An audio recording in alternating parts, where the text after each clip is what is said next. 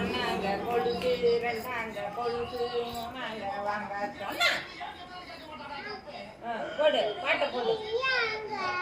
பச்சை எழுத போயிருக்கு சரி அது என்ன எடுத்துக்கிட்டு இருக்காயா டான்ஸ் போடு கொலுசு கடை ஓரத்திலே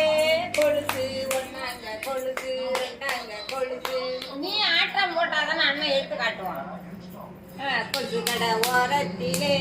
கொலுசு ஒன்னாங்க கொலுசு ரெண்டாங்க கொலுசு மூணாங்க வாங்க சொன்னா வாங்கி வச்சாக்க வரவ வச்சாக்க